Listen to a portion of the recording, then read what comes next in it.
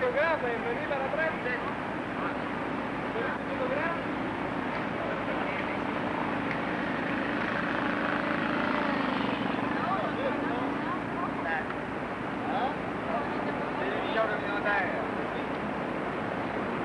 Quel carretto.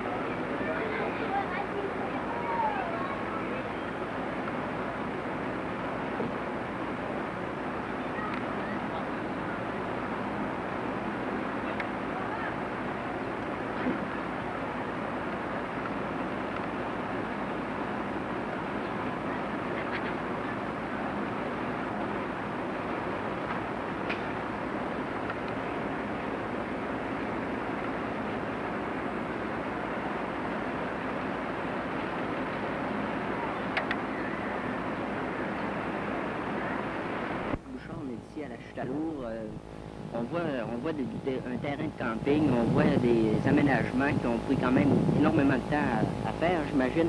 Moi, j'aimerais ça que vous me parliez des débuts de cette Chute-à-Lourd. Merci. Ça me fait plaisir d'avoir l'occasion d'abord de vous saluer, les jeunes de télévision communautaire.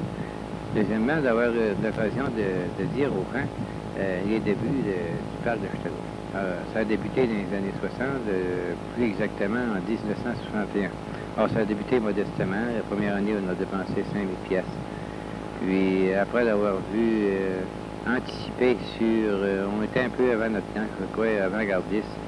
Nous avons pensé que le camping, c'était quelque chose de l'avenir et que nous devions nous préparer en ce sens. Alors, ça a débuté avec des programmes de travaux d'hiver, avec les 3 paliers de gouvernement, soit provincial, fédéral et municipal. Et ça a pris de l'ampleur graduellement pour peu plus court. À l'heure actuelle, nous avons environ des investissements pour 600 000 piastres à 600 000 $. Et c'est avec cette somme, ces subventions du gouvernement que vous fonctionnez présentement? Oui, mais seulement, il y a une chose qui est importante, je pense. Il reste que le conseil municipal de paroisse de Normandin a investi avec son budget fédéral 100 000 piastres. Mais nous avons eu environ 500 000 piastres d'argent du fédéral et du provincial pour les travaux d'hiver. Cette année, nous avons un programme d'initiative locale qui nous a permis de dépenser environ 50 000 piastres à Chute-à-Lourd, qui a permis de faire beaucoup d'améliorations. Nous avons, par exemple, réorganisé, fait des rues nouvelles, réorganisé notre électricité, réparé notre salle. Nous avons également bâti des chalets. Nous avons réparé notre piscine. Nous avons réorganisé nos égouts. Ensemble, nous avons amélioré notre terrain dans tous les domaines. Et cette année, nous avons 150 terrains de camping. Nous avons une quarantaine de terrains pour les lots avec les égouts. Nous sommes en frais à l'heure actuelle, à présent, comme vous pouvez le constater, M. Paradis. Nous sommes en train de réorganiser notre électricité. Nous réorganisons notre système d'approvisionnement d'eau. En somme, je pense que le parc de Chute-à-Lourd, comme tu peux le voir de tes yeux vus, là, que c'est un décor formidable. Nous avons, par contre, le parc de Chute-à-Lourd, il est polyvalent. Il était situé à 8 000 du village normandin. Il y a le chemin d'accès qui est encore en gravier, mais nous avons la promesse formelle du député de comté de Roberval, M. Lamontagne, cette année, que la SFAT va se faire, partir de l'hôtel central du village normandin à aller au pont de Saint-Félicien. Alors, je pense que lorsque nous aurons le SFAT, qu'à ce moment-là, le parc de Chutalour sera probablement un des parcs les plus achalandés de toute la province. Vous avez su profiter des éléments naturels qui s'y trouvaient déjà, la chute par exemple, et puis le terrain qui est merveilleux, les arbres, tout ça. Vous n'avez pas déraciné, en fait, l'établissement qui était là. Si on faisait une revision de ce que c'est que le parc offre présentement, vous avez parlé un peu de pédalo, de terrain de camping. Est-ce qu'il y a d'autres choses? Bon. Alors, il y a une chose qui est importante. Je pense que c'est unique au Saguenay-Lac-Saint-Jean. Le parc de Chutalour est ouvert 12 mois par année. L'été, nous avons une salle de réception qui peut recevoir 350 convives. Nous avons des veillées tous les samedis soirs avec une musique western. C'est en partie des gens mariés qui viennent chez nous. Ça part de tous les coins de la région pour venir s'amuser chez nous, à Chutalour. Nous avons un service de restaurant, je pense, qui est unique, qui est un service complet de repas ou n'importe quoi. Nous avons également des kiosques. Nous avons, à part de ça, on donne des repas. Nous avons une équipe d'hommes à l'année. Nous avons, par exemple, au restaurant, nous avons 2 ou 3 hommes à l'année. À l'heure actuelle, cet été, on va être 21 sur le territoire pour ensemble recevoir le monde. Nous avons un groupe de jeunes de Perspective Jeunesse cette année, au nombre de 9. Alors, leur ouvrage, les autres premiers, c'est d'avoir des hôtesses pour recevoir les gens. Il y a 4 filles et 5 garçons. Il y a un centre d'équitation. Il y a un service de garderie, un service d'organiser des jeux pour les enfants. Ensemble, il y a tout ça. Il y a nos proposés. On a 2 gardiens de piscine, moniteurs qualifiés. Nous avons un moniteur qui se fait 4 ans à l'heure actuelle, un chef ici, qui était au Mont-Plaisant de Roberval. Et que cette année, qui s'est engagé avec nous, nous avons un second. Une piscine, Nous avons une piscine de 70 par 90 qui part jusqu'à 13 pieds d'épaisseur à venir à 4 pieds. Il y a une barboteuse pour les enfants. Il y a un lac au pédalo avec une douzaine de pédalos, je crois. Alors, il y a la pêche à Wananich, dès le début de juillet, qui va commencer. À part de la piscine, il y a également une bergère. Oui. On va y jeter un coup d'œil tout à l'heure. Il y a également des chalets. Alors, il y a plusieurs chalets ici. Au début de Chutalour, disons qu'il fallait aller au plus pressé pour essayer d'organiser une certaine rentabilité. Parce que c'est pas facile d'implanter dans un milieu rural, surtout dans les années 60, un centre comme ça. Aujourd'hui, c'est plus facile parce que les gens sont tous devenus touristes. Mais cette année, c'est compris. Et je pense que la population, non seulement de Normandin, mais de tout le secteur, devrait être reconnaissante envers ce que le conseil municipal de la paroisse de Normandin et toute la paroisse ensemble a organisé ce parc. Parce que le but de ce parc, lorsque je suis arrivé maire de la paroisse de Normandin, moi, je voyais que, je sais pas, tout le monde prenait le bois. Il y avait juste les mieux nantis qui avaient des chalets. La population ordinaire n'avait pas de chalet. La forêt appartenait à quelques-uns. Et que je m'apercevais que tout le monde prenait la forêt et qu'il n'y avait aucun contrôle là-dessus, puis c'était anarchique. Alors moi, mon but premier, c'est que c'était d'organiser un centre où les gens du milieu d'abord pourraient venir se recréer, se rencontrer. Et je pense qu'on avait vu juste. Vous avez su profiter de l'industrie. Il y a des argents qui ne peuvent pas être vus à la vue d'homme ordinaire parce que non seulement il y a les recettes qu'on fait au parc de Chutalour, mais lorsqu'il passe 5000 personnes au parc de Chutalour et qu'il y a 700-800 campeurs, ça veut dire que ces gars, ils mangent, ces gars-là, ils prennent du gaz, ils dépensent du gaz, ils vont dans les épiceries, ils prennent le boisson, ensemble, c'est un peu ça. Enfin, c'est ça qui fait que ça, puis d'autres choses, qui fait la force de l'économie dans le secteur. Si on se tourne vers l'avenir, comment vous voyez le parc, par exemple, dans 5 ans, 10 ans? Dans 5 ans d'ici, je crois que, encore avec 5 ans, que je crois que le parc de Chutalour va être complet. Va être complet. Si Dieu me prête vie encore 3-4 ans, puis avec l'appui que la population m'a toujours donné, puis avec de l'aide du gouvernement, malheureusement, les gouvernements supérieurs ne sachent pas, n'ont pas toujours venu compléter le travail des gens du milieu. Moi, ma politique a toujours été que les gouvernements devaient venir après que les gens du milieu ont fait quelque chose et qui ont démontré qu'ils croyaient quelque chose et qui étaient des administrateurs. Et Quand vous parlez de compacts, qu'est-ce que vous voulez dire au juste? C'est quelle carence vous voyez présentement au parc? ben voici. D'abord, premièrement, il y a des choses pour améliorer. Disons que sur le terrain même, nous avons comme programme de venir faire de l'asphalte dans la cour de l'Université, dans toutes les rues, pour éliminer la poussière. Nous avons un programme également d'avoir de la pelouse un peu partout et d'améliorer notre réseau d'égouts, puis d'aqueduc, puis d'électricité. Mais vous savez, on n'a jamais fini. Et ça, il ne faut pas s'en faire. La minute qu'on va croire qu'on va avoir fini, à ce moment-là, on va commettre une erreur parce que notre parc va se détériorer. Alors, notre parc, pour prendre l'envergure, il faut qu'il y aille continuellement devant et les yeux tournés vers l'avenir. M. Bouchard, je vous remercie beaucoup.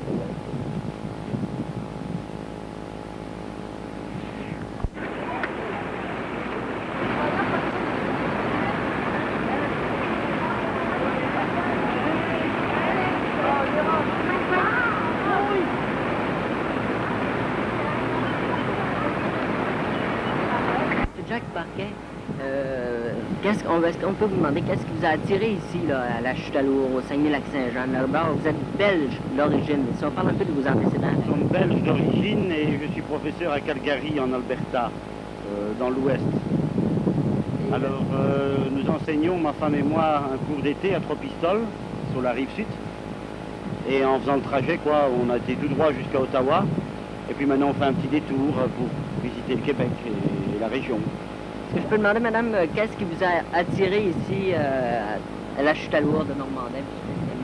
Oui, nous avons eu 2 couples d'amis belges qui sont venus ici tout à fait par hasard. Ils ont obtenu un contrat à l'Université de Mons en Belgique.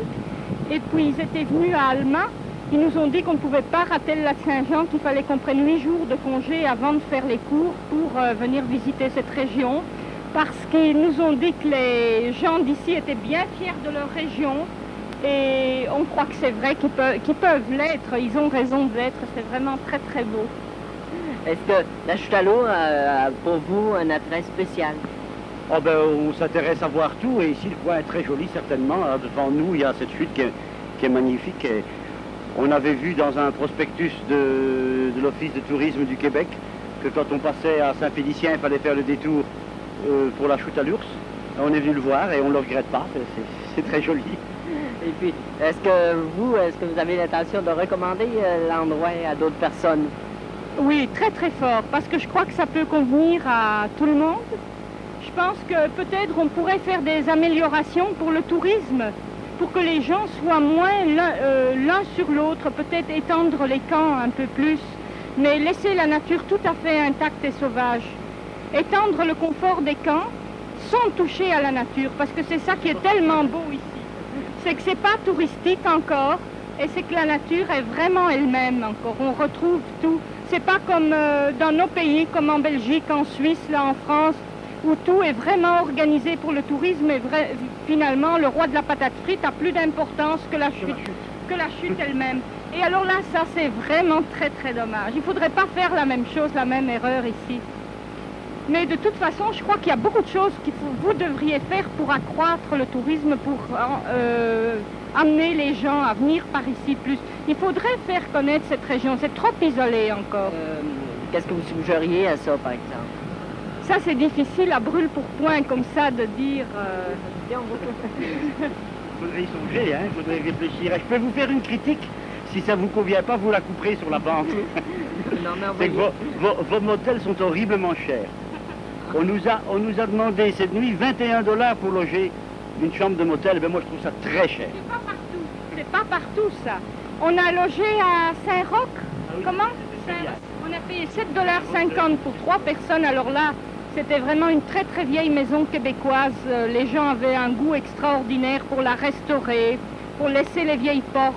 pour remettre les escaliers en valeur, parce que les escaliers avaient été peints, alors ils ont décapé tout ça, et ils étaient, vraiment ces gens-là étaient très très très gentils et très à la hauteur. Mais alors ici, où ça devient plus touristique près du lac Saint-Jean, alors là on nous a demandé trop cher, on nous demandait 24 $ pour un simple motel au bord de la route. Alors on baisse les prix des hôtels et puis on invite plus de touristes, quoi. C'est ça, voilà, c'est ce qu'il faut faire. Alors, M. Paquet, je vous remercie. Alors moi, ce que je voudrais, je ne sais pas si je peux vous le dire parce que je crois que c'est plus possible, mais ce qu'on aimerait, c'est trouver des tout petits restaurants avec la tourtière, avec les fèves au lard, avec la truite dorée, la truite... Manger autre chose que des hot dogs et des hamburgers, hein. Ça fait pas très québécois, là. Quelque chose de typique. Ah oui, c'est ça. Oui. Pierre du lac Saint-Jean, on en parle dans l'Ouest. Quand on est ici, on n'en trouve pas à manger. Peut-être vous ne cherchez pas au bon endroit. Je ne sais pas si vous avez encore assez de ventes là. Mais nous, on a connu le Québec tout à fait au travers de vos gens, quoi. Nous sommes arrivés à Sudbury, en Ontario. Nous sommes arrivés tout droit de Bruxelles. Et puis on ne savait pas du tout la différence qu'il y avait entre le Québec et Sudbury. Pour nous, c'était rien. Mais comme nous connaissons, nous avons nos problèmes là-bas aussi, qui sont les mêmes que les vôtres. Je ne sais pas si vous êtes au courant de ça, mais nous avons nos problèmes linguistiques. Alors nous sommes arrivés là au département de français, où on a eu des collègues de tout genre, et plusieurs jeunes collègues de Québec. Et leur joie de vivre, leur joie du renouveau, leur joie de tout reconstruire, ça nous a vraiment incité à connaître le Québec beaucoup, beaucoup mieux. Alors on voudrait que vous favorisiez ça pour que d'autres gens comme nous puissent venir plus facilement. Alors c'est un message qu'on a enregistré et qu'on mettra en pratique sûrement. On vous remercie beaucoup. Avec plaisir.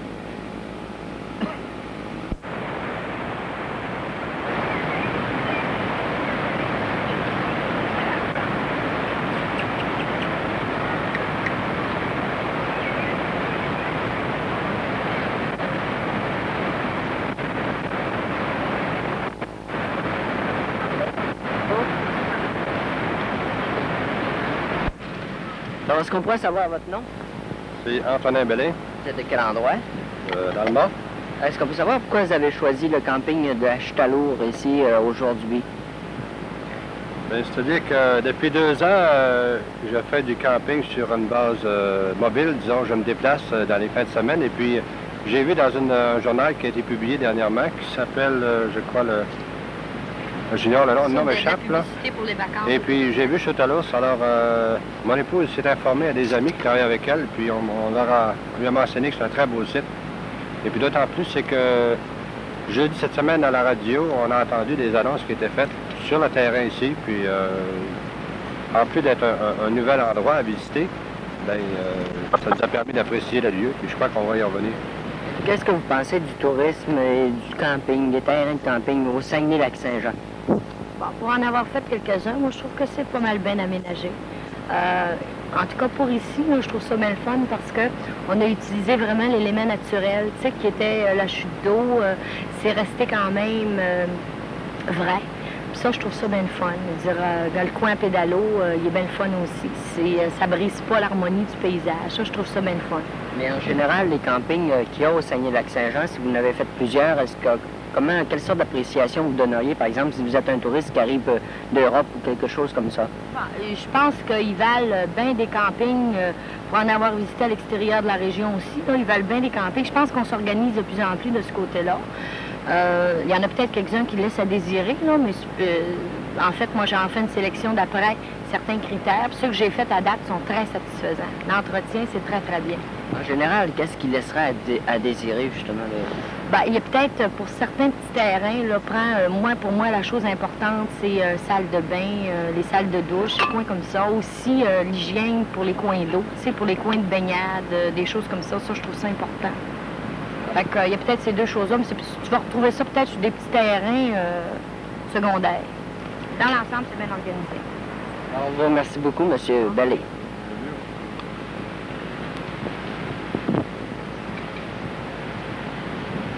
Alors, madame, est-ce qu'on peut savoir votre nom? Madame Léon Sanguet, Vous êtes de quel endroit? Arvida.